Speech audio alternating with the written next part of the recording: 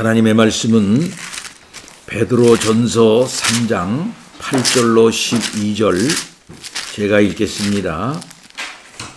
베드로전서 3장 8절로 12절입니다.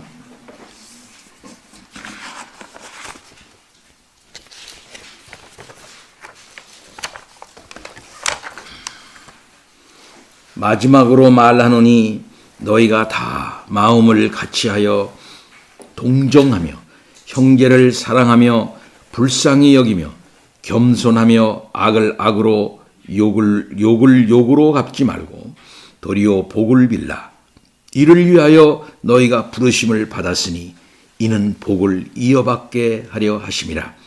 그러므로 생명을 사랑하고 좋은 날 보기를 원하는 자는 혀를 금하여 악한 말을 그치며 그 입술로 거짓을 말하지 말고 악에서 떠나 선을 행하고 화평을 구하며 그것을 따르라. 주의 눈은 의인을 향하시고 그의 귀는 의인의 간구에 기울이시되 주의 얼굴은 악행하는 자들을 대하시느니라 하였느니라. 아멘. 이 세상 살아나가는 성도의 삶은 고난의 삶이라 말할 수가 있겠습니다. 고난 가운데 있는 성도들끼리 그럼 먼저 어떻게 행하여야 할 것인가 하는 사실을 우리는 지난 시간 배웠습니다. 너희가 다 앞에는 이런저런 이런 사람들 얘기했는데 너희가 다 마음을 같이 해야 된다 라고 말씀했습니다. 동정해야 된다. 형제를 사랑해야 된다. 불쌍히 여겨야 된다. 겸손해야 된다. 이렇게 말을 했습니다. 세상 살아나가는 형제들끼리, 자매들끼리 서로 간에 이와 같은 마음을 나누면서 이 세상 가운데 살아나가는 그런 신앙의 아름다운 공동체를 이루어가라. 이렇게 말하고 있는 것입니다. 오늘날 교회들의 모습을 생각해 볼 때 참 이러한 모습들이 정말 그 내면에 있는 것인지 반성하지 않을 수가 없는 것입니다. 마음을 같이 하면은 서로 동정하면은 형제를 사랑하면은 불쌍히 여기면은 서로 겸손하면은 저런 문제가 생길까?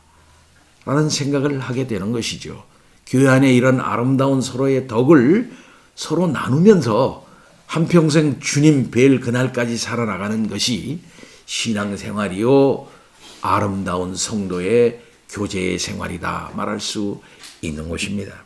근데 그 다음 단계로 이제 베드로는 말합니다.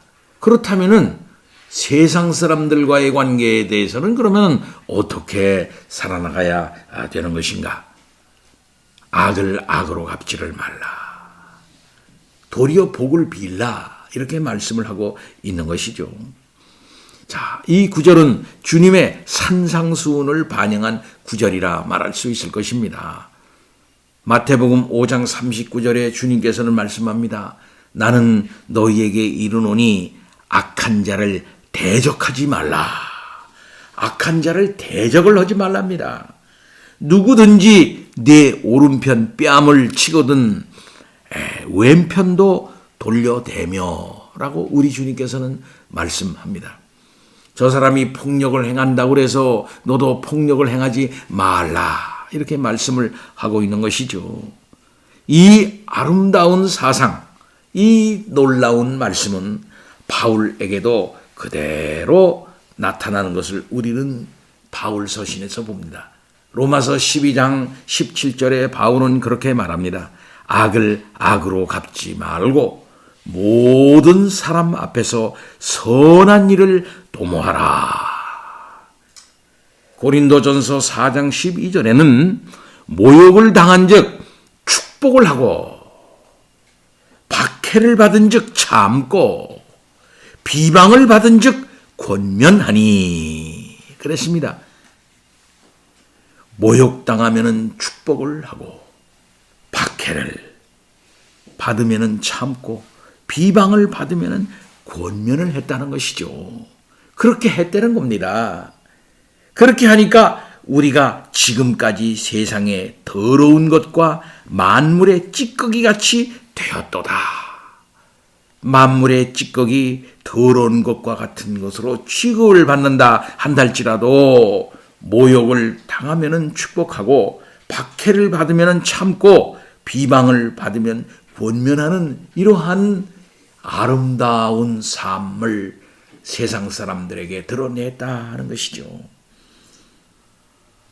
이렇게 생각해 볼 때 여기 오늘 베드로는 앞에서는 그리스도인 상호간의 태도를 말했습니다. 근데 여기 본절 13장 9절에서는 외부의 박해자를 대하는 태도는 어떻게 해야 될 것인가 하는 것을 말해 주는 것이죠. 이 세상 살아나가는 성도들은 이와 같이 세상을 대하게 되는 것입니다. 세상은 예수 그리스도를 알지 못합니다. 세상은 어리석습니다. 세상은 영적으로 죽어 있다라고 말할 수 있습니다. 하나님도 모르고 또 하나님이 내시는 아름다운 역사도 모릅니다. 십자가를 모릅니다. 예수 그리스도의 죽음과 부활의 아름다운 의미도 모릅니다. 그리고 그것을 믿고 확신하며 성도의 길을 가는 교회 성도들의 삶의 태도를 그들은 모릅니다. 그렇기 때문에 그들은 박해를 하는 것이지요. 예. 그런 사람들에게 어떻게 대해야 할 것인가 하는 구체적인 그 원칙을 제시하고 있다. 이렇게 말할 수가 있습니다. 우리는 구약 성경에서도 원수 갚는 것이 하나님께 속하였기 때문에 사람이 스스로 원수를 갚지 말라라는 말씀을 많이 구약 성경에서 읽었습니다. 박해를 당하고 있는 성도들에게 오히려 한 걸음 더 나가서 그들을 축복을 하랍니다. 하나님께 기도하랍니다. 하나님께 기도하여 축복하시도록 하라라고 권면하고 있습니다. 악을 악으로, 욕을 욕으로 갚지 말고 도리어 복을 빌라. 복을 빌으래요. 쉽지 않은 일입니다. 참으로 쉽지 않은 일입니다. 네, 기분 나쁜 일을 당하면 가슴에 상처가 되고 그 상처가 사실상 우리의 모든 정서를 파괴해서 부르르 떨게 만들고 나도 똑같이 저 사람에게 그렇게 해야 되겠다 하는 그런 마음이 드는 것이 보통 사람의 마음입니다. 그런데 하나님의 말씀은 말합니다. 원수를 갚지 말라. 악을 악으로 갚지 말라. 욕을 욕으로 갚지 말라. 도리어 복을 빌라. 이렇게 말을 하고 있습니다. 하나님의 말씀을 어떻게 순종해야 될까요? 그러나 위대한 성도들은 이와 같은 말씀을 따라서 그렇게 했던 것을 우리는 보는 것입니다. 숱한 많은 순교자들의 그 삶을 생각해 보십시오. 위대한 성도들의 그 걸음을 한번 생각해 보십시오. 그들은 삶의 굴곡마다 때로는 이와 같은 일들을 많이 경험했던 것을 우리는 그들의 일상을 통해서 보는 것입니다. 이 말씀을 따라서 곧 그들의 마음 가운데 있는 세상 사람들이 알지 못하는 평화, 세상 사람들이 건들지 못하는 흔들지 못하는 깊은 바다, 평온한 바다가 그들에게는 있었던 것입니다. 세상 사람들이 아무리 돌을 던져도 메우지 못하는 호수가 그 마음 가운데 있었던 것입니다. 세상 사람들이 아무리 파도를 가지고 그들을 마음을 이제 때리고 한날지라도 결코 부서지지 않는 굳센 바위를 성도들은 가지고 있었던 것입니다. 그와 같이 세상을 향해서 오히려 복을 빌었던 위대한 성도들이 얼마나 많이 있습니까? 우리 모두도 그렇게 해야 할 것입니다. 이웃 사람들에게 또 자기에게 피해를 입힌 이런저런 사람들을 오히려 기도하고 하나님 아버지 저들은 몰라서 저럽니다. 알지 못해서 저럽니다.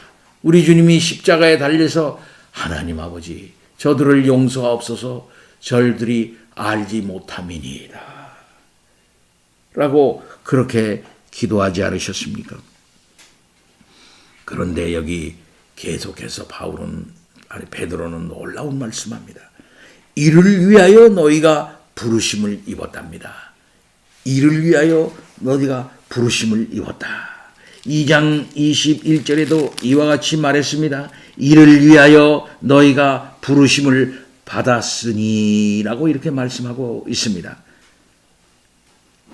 그러니까 까다로운 주인이 부당하게 박해를 한달지라도 하나님을 생각하고 슬픔을 참으면 아름다운데 그런 선을 행하는 그것을 위해서 너희가 부르심을 받았다 하는 것입니다. 그런 고난의 현실 가운데서도 감각적으로 느끼는 대로 그저 자기가 받은 대로 그렇게 대응하지 아니하고 하나님을 생각하면서 참는 그런 모습을 그 세상 사람들 앞에 보이게 하기 위하여 너희가 부르심을 받았다 하고 앞절에서 우리가 배우지 않았습니까? 똑같이 베드로는 그 말을 사용하고 있는 것을 볼 수 있습니다. 불공평한 대우에 대해서도 하나님을 생각하면서 참았던 세상에 있는 모든 그 성도들, 까다로운 주인 밑에서 참 불합리한 조직 밑에서 도저히 이해도 안 되는 그런 부조리한 조직과 그 세상 속에서 살아나가는 그런 성도들이 하나님을 생각하면서 그 부조리함을 참고 견디는 것이 아름답다. 그런 것을 위해서 너희가 부르심을 받았다. 이렇게 말했던 것과 같이 오늘 여기에서도 세상의 박해에 대해서 악을 악으로 갚지 않고 욕을 욕으로 갚지 않고 오히려 복을 비는 아름다운 모습을 드러내게 하기 위하여 부르심을 받았다 하는 것입니다. 이것은 악을 악으로 갚지 않고 오히려 선으로 갚는 그런 능동적인 행동을 가리키는 것입니다. 하나님이 그리스도 안에서 죄인들에게 은혜를 베푸시고 복을 주신 것 같이 성도들도 우리에게 범죄한 자들에게 선으로 갚아야 한다라고 말을 하는데 바로 이것이 우리를 부르신 목적이라 하는 것입니다. 세상 가운데 두신 목적이라 하는 거예요. 저는 늘 생각합니다. 아니 구원시켜놓고 중생시켜놓고 그냥 바로 그냥 천국으로 보내주면 안 되나? 이런 생각 우리가 할 때가 있어요. 그러나 하나님께서 우리를 부르시고 중생시켜놓고 난 다음에 한동안 이 세상에 두신단 말이에요. 그 두시는 이유가 뭐냐 이 말이에요. 그 두시는 이유는 여기서 덕을 좀 드러내라. 너희는 하나님 곧 나의 아들이야. 나의 아들과 딸이야. 너는 이미 구원받은 사람이야. 그렇기 때문에 이 부조리한 세상에서 이 악한 세상에서 진정한 선이 무엇인가 진실이 무엇인가 참된 것이 무엇인가 하는 것을 좀 반짝반짝 드러내면서 살다가 와라. 금이 똥 속에 들어가도 그만이냐. 저는 늘 학생들에게 그런 말을 했어요. 학생 중고등부 설교 때. 금은 똥 속에 들어가도 금이다. 왜 그거 하면 씻으면 돼. 예. 똥은 금은 흙 속에 들어가서도 금이에요. 그와 같이 어떤 환경 속에서도 하나님의 백성은 변하지 않고 하나님의 아름다운 진실성과 그 의와 선을 드러내도록 하나님께서 도우시는 사람들입니다. 바로 그러한 사명을 감당하기 위하여 내가 너희를 불러서 세상 가운데 두고 있는 것이다 라고 말씀하지 않습니까? 하나님께서 이스라엘 백성들을 애굽에서 건져내셔서 가나안으로 데리고 갑니다. 가나안에 두신 이유가 뭡니까? 가나안에 두셔서 그들을 구원해낸 하나님이 얼마나 위대한 하나님인지, 얼마나 은혜로운 하나님인지, 얼마나 자비로운 하나님이신지 많은 고대의 가나안 백성들에게 그 고대 사회에 반짝반짝 드러내도록, 곧 하나님을 영화롭게 하도록 하는 존재로 너희를 가나안에 둔 것이다 라고 말씀하지 않습니까? 이와 같이 이 세상 우리가 살면서 부정적으로 살고 그저 쭈그러들러 살고 그저 주변적인 인물로 우리들이 살아나는 것 같지만은, 그러나 우리는 하나님을 바라보는 자입니다. 하나님을 바라보는, 하나님이 우리들에게 주신 그 생명의 실제를, 그리스도께서 주신 생명의 실제를 가지고 있는 사람들이다. 이를 위하여 너희가 부르심을 받았다. 여러분이 부르심을 받은 목적이 여기에 있다고 하는 사실을 우리들이 다시 한번 깨달읍시다. 그러면서 하는 말이 참으로 대단한 말씀 오세요. 3장 10절에 생명을 사랑하고 좋은 날 보기를 원하는 자라는 말씀이 있어요. 예. 이 말씀은 12절까지의 말씀, 10절서부터 12절까지의 말씀은 시편 34편 12절서부터 16절 말씀을 인용한 말씀입니다.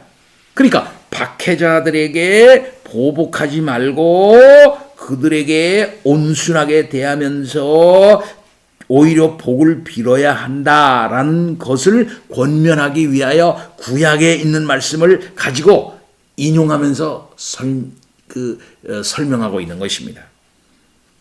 구약에서 말씀합니다. 시편 34편 12절, 생명과 좋은 날, 생명을 사랑하는 사람들 아닙니까?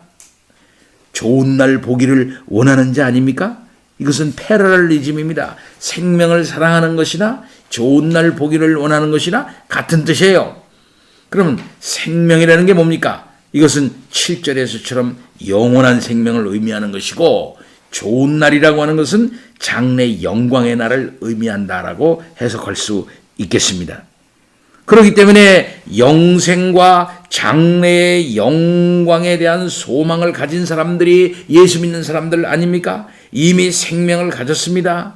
그 생명은 이제 마지막 날 주님 오실 날까지, 그 이후에까지 연장되는 영원한 생명입니다.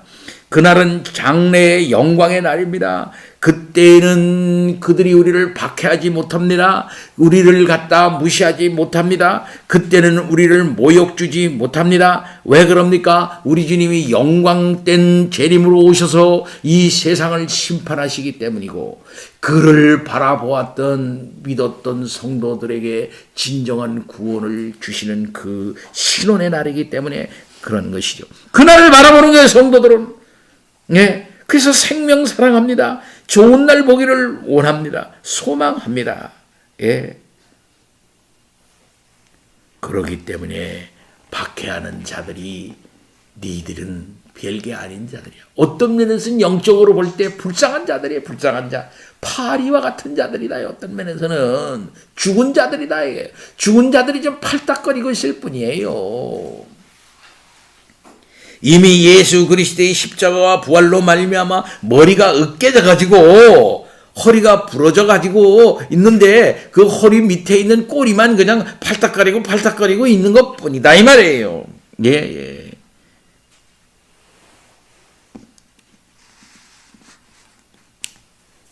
그런 자들이 박해하는 자들인데, 그런 자들이 박해를 할 때 그러한 본질, 그들의 본질을 우리가 깨뚫고 있는 자들이 아니냐 이 말이에요. 그런 차원에서 생각해 볼 때 그들을 불쌍히 여기고 오히려 복을 빌라. 왜? 생명을 사랑하고 좋은 날 보기를 원하는 우리이기 때문에 그렇다 이 말씀입니다. 그런 다음에 그걸 구체적으로는 어떻게 하느냐? 그러면 구체적으로 혀를 금하고 악한 말을 그치고 입술로 거짓을 말하지 말고 악에서 떠나 선을 행하라, 이렇게 말하고, 악에서 악을 악으로 갚지 말라. 욕을 욕으로 갚지 않는 것이 과연 뭔가 하는 것을 구체적으로 여기서 말씀하고 있어요. 또 악을 악으로 갚지 않는 것이 뭔가? 혀를 그만한 것이다 이 말이에요. 욕을 욕으로 갚지 않는 게 뭐냐 그러고 입술로 거짓을 말하지 않는 거라는 거죠. 예. 이게 구체적인 행동을 얘기하고 있는 거예요. 결국 말이라는 건 뭡니까? 그 속에서 나오는 거예요. 마음을 표현하는 거예요. 마음을. 결국 자기 입술을 다스린다고 하는 것은 마음을 다스리는 것입니다. 야고보서 3장 2절에서 말씀합니다. 우리가 다 실수가 많으니 만일 말에 실수가 없는 자라면 곧 온전한 사람이라 능히 온몸도 굴레를 씌우리라. 그런 말하고 있지 않습니까? 말에 실수가 없으면 온전한 사람이래요. 말은 우리 속에서 나오는 것입니다. 결국 그 말은 내 속이랑 똑같은 거예요. 내 속이 나온 게 말이니까. 예. 그래서 이 세치혀를 잘 다스리는 자가 결국은 자기의 마음을 다스리는 자가 되는 것이죠. 결국 악한 일을 당할 때, 원수가 나를 박해할 때, 세상이 나를 박해할 때 때로는 그들을 비방을 합니다. 또 거짓말로 막 자기를 또 변명을 합니다. 이런 말 저런 말 합니다. 예. 그래서 그 혀가 더러워지고 말이 더러워지고 입술이 바빠요. 예. 자기를 변명합니다. 자기 자존심을 막 세우고요. 자기는 그런 사람이 아니라고 각종 뭐 이런 논리 저런 논리를 다 해가지고서 그냥 방어를 하고 또 상대방을 또 우사를 주기 위해서 그냥 악한 말로 공격을 해갑니다. 이런 우리들이라 이 말이에요. 네, 그렇게 하지 말라 이 말이죠. 예. 대신 악에서 떠나라 이 말이에요. 거기서 떠나라. 악에서 떠나고 그럼 뭐야? 선을 행하라 하는 것이죠. 네. 우리 예수 믿는 사람이 이 땅 위에서 행해야 할 것입니다. 그럼 어떻게? 선을 행하는 게 뭐예요? 화평을 구하는 거예요. 화평. 또 구하고 그것을 따르는 것이라고 말하는 것입니다. 구한다고 하는 것은 뭡니까? 열심 있는 구함을 따르는 것입니다. 쫓는다고 하는 것은 뭐냐면 강한 축구를 말합니다. 제가 늘 얘기했습니다. 시크한다. 시크. C-E-E-K. 시크. 시킹이라고 그러죠. 보통 보면은 주파수를 따라서 딱 해놓으면은 시제레제레 하면서 딱 하면서 시킹이라고 그래요. 그 주파수를 자기 주파수를 쫓아가는 거예요. 예. 또 자기가 원하는 것을 추구해 들어가는 것입니다. 아, 저쪽이구나. 여기구나. 그럼 그것을 향해서 계속 가는 거예요. 예. 감추어진 보물을 계속 찾고 그것을 향해서 나아가는 것입니다. 계속 달려가는 거예요. 뒤쫓아가는 거예요. 이런 뜻이에요. 화평이라는 것은 모욕을 당했을 때 적극적인 복을 빌어주는 것 아니겠습니까? 원수를 갚지 않고 어떻게 하든지 그를 불쌍히 여겨주면서 그를 어떤 면에서는 그저 도와주려고 노력하는 것이라 이렇게 말할 수가 있겠습니다. 이것은 단순한 불의와 타협하라는 것이 아닐 것입니다. 겸손한 자, 온유한 자, 양선한 자, 그것은 강한 자예요. 강한 자. 겸손하려면 강해야 돼요. 뭔가 있어야 겸손해요. 양선하려면 뭔가 있어야 양선할 수 있습니다. 예. 그것은 예수 그리스도로부터 받은 성령님의 놀라운 역사로부터 얻은 내면에 그 강함이 있는 사람들만 겸손할 수가 있는 것입니다. 그래서 겸손은 약한 자의 처신이 아니라 강한 자의 처신이라 그랬어요. 우리는 예수 그리스도 안에서 이미 구원받은 자이고 성령의 놀라운 역사를 통해서 우리가 주장을 받는 자예요. 성령 충만한 자로 이 세상에 대해서 우리는 오히려 그들이 쓰는 방법인 악과 그들이 쓰는 방법인 거짓을 넘어서 화평으로 복을 빌면서 한 걸음 한 걸음 하나님께서 그리스도를 통해서 보여주신 그 모범을 쫓아서 나아갈 수 있는 자로 우리를 세워놓았다. 그렇게 하라 이거죠. 이 세상에서. 그러면서 32절에 그렇게 행하는 근거를 확실하게 제시해요. 뭡니까? 주의 눈이 의인을 행하신대요. 그의 귀는 의인의 간구에 기울이신대요. 여기서 말하는 의인이 누구입니까? 여기서 말하는 의인은 오로지 하나님만 바라보고 생명을 가지고 좋은 날 바라보는 자예요. 그래서 이 세상의 악에 똑같이 반응해서 악으로 행하지 않는 자, 그들과 똑같은 방법으로 거짓을 행하지 않는 자, 이 사람이 누굽니까? 의인이지. 그런데 주의 눈은, 곧 하나님의 눈은 그를 향한대요. 보고 있다는 거죠. 우리가 알다시피 스데반이 고난을 받을 때에 하늘을 쳐다보니까 하나님 우편에서 예수님이 일어나가지고 쳐다보고 있어요. 그 스데반의 눈과 예수님의 눈이 딱 마주쳤습니다. 그 스데반이 힘을 얻어서 순교할 수 있는 그 원인이 어디가 있었겠습니까? 그러한 고난의 순간에도 말이죠. 예, 고난의 순간에도 승리하신 우리 주님이 나를 지금 쳐다보고 있구나. 그것이 그를 순교할 수 있게 한 그런 힘이 아니었겠습니까? 주의 눈이 나를 보고 있다. 주님이 나를 보고 있다. 예. 그리고 주의 귀가 지금 나의 간구의 귀를 기울이시고 있다. 어린 아이가 밖에 나가서 열심히 그저 막 뛰놀 수 있고 행복하게 놀 수 있는 게 뭡니까? 엄마가 나 보고 있어 지금. 엄마 저기 있잖아. 아빠도 저기 있고. 그러니까 엄마 아빠의 그 마당 안에서 보이는 그 울타리 안에서 그저 막 재미있게 노는 거예요. 그냥 행복하게 노는 거예요. 그와 똑같은 것입니다. 자기 백성을 보호하시는 하나님의 섭리가, 자기 백성의 간구에 응답하시는 하나님의 사랑이 우리와 함께하고 있다. 그렇기 때문에 걱정하지를 말고 이 악한 세상에서 너희들은 하나님을 바라보고 화평을 구해가라. 이렇게 말하고 있는 거예요. 그런데 그럼 주의 낯은 어떻게? 주의 낯은 뭡니까? 악인을 하나님께서 향한대요. 주의 얼굴은, 주의 낯은 악행하는 자들을 대하신다. 주의 얼굴 말입니다. 이야, 이게 무슨 말입니까? 왜 악인을 향한다는 거예요? 이 악인은 의인의 반대죠. 세상에 의인을 갖다가 핍박하는 자가 악인이에요. 그런 자를 향한다는 말은 뭐냐면 진노하신다는 거지요. 여기 대한다는 말은 무슨 말이냐면 대항한다는 뜻입니다. 대항한다. 그들을 대항한다. 그 하나님이 악인을 대항하는데 하나님의 대항을 그들이 맞설 수가 있나요? 그들이 안 돼. 하나님은 어떻게 그들이 대항을 해? 하나님이 탁 대항을 한대요. 예.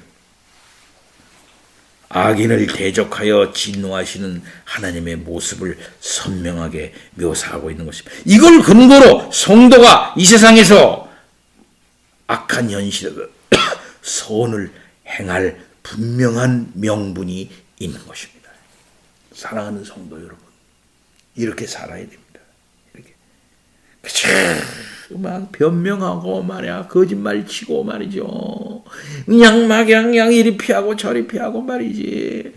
별짓으로 뭐 이 말하면 저 말하고 이 말하면 저 말하고, 그저 얼마나 추접스럽게 그렇게 지금 되고 있습니까? 예. 참 이루다 말할 수 없는 그런 추접스러움과 그 우사스러운 일들이 얼마나 많아요. 그냥 죽고 말지 그냥. 제가 경험으로 한마디 하자면 장로들이 회의하자고 그러더라고요. 그럽시다. 회의를 했는데 목사님 이제 올해 말로 좀 그만두셔야겠습니다. 장로님. 그래 여러분 다 합의한 것입니까? 네. 그럽니까? 일주일만 기도할 시간만 주십시오. 그 일주일 후에 그럽시다. 그럼 아무 말 없이 받아들였어요. 예. 그러면서 그들에게 제가 설교했습니다.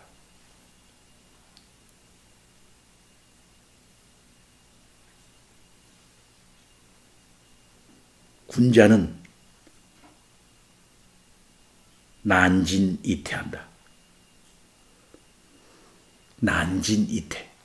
난진이라는 것은 나가는 것은 어렵게 나가고, 퇴, 그만두는 것은 퇴는 쉽게 한다. 이게 군자다. 난 난진이퇴하겠다. 그렇게 하고 표표히 사랑하는 성도들을 뒤로 하고 설교 강단을 내려놓고 그저 보따리를 싸서 한 4만 권에 되는 책을 2달간에 걸쳐서 혼자 싸면서 목양실에서 베토벤 소나타를 다 전곡으로 크게 틀어놓고 2달간 책을 쌓고 1달간에 걸쳐서 이사를 했어요.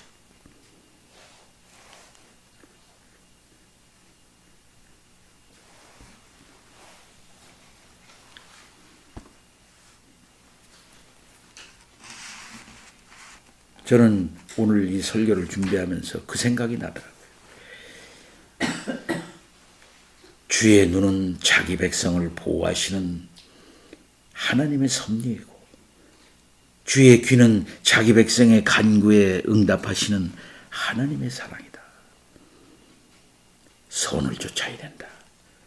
화평을 구해야 된다. 이번에 우리 한 사람은 박스 2개를 모이를 그렇게 열심히 따더라고. 따라 다. 그런 다음에 나랑 같이 머그를 많이 땄습니다. 원추리도 많이 땄습니다. 그 다음에는 또 이 수선한 꽃도 많이 땄어요. 그것을 2박스로 다 나누어서 하나는 개금교회에, 하나는 가야로교회에 보냈습니다.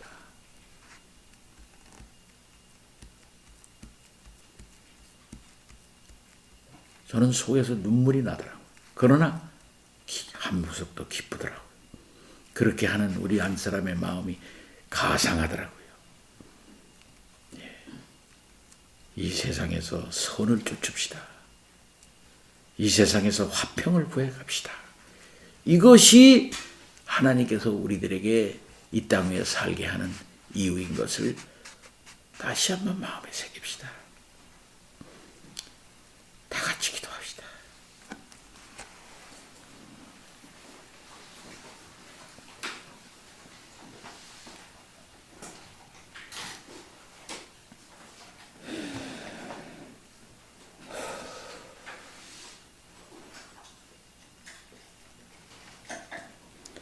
하나님 아버지, 하나님의 말씀을 생각하면 가슴이 아픕니다.